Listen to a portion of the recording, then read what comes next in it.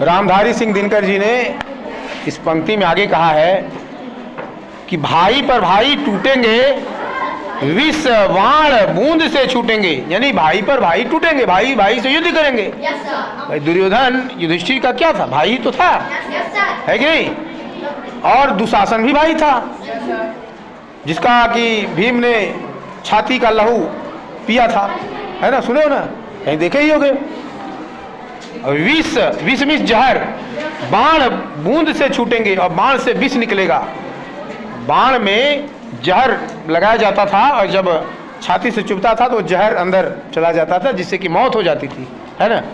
तो ये विष बाण बूंद से छूटेंगे, वायस श्रीगाल सुख लूटेंगे, सौभाग्य मनुज के फूटेंगे।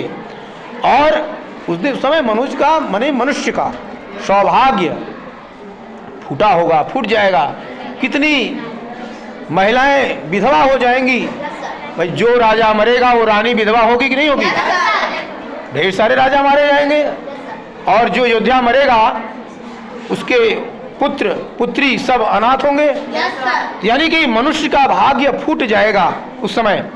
आखिर तू भूशाई होगा, हिंसा का पर दाई होगा।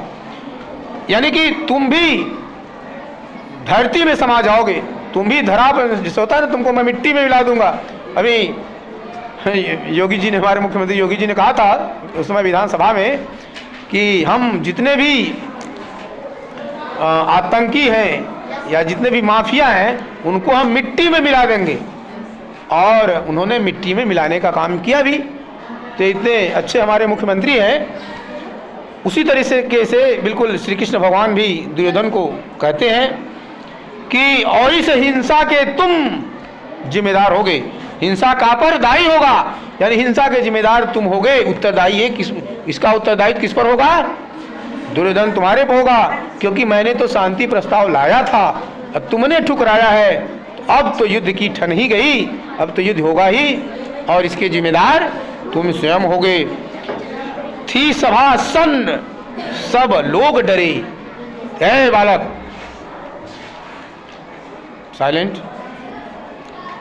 थी सभा सन्न सब लोग डरे, चुप थे या थे बेहोश पड़े। यानी कि सभा जब उन्होंने अपना चमत्कार दिखाया, इतनी ऐसी बात बोली, सब लोग डर गए और सन्न रह गए। सन्न मतलब चुपचाप रह जाना, सन्नाटा छा गया। और कुछ लोग तो बेहोश हो गए। बेहोश का मतलब उनकी चित्तवृत्ति गायब हो गई। जैसे कोई तुम अगर आकस्मिक कोई घटना सुन लो या डर जाओ तो साक रह जाते हो, उसी प्रकार से कुछ लोग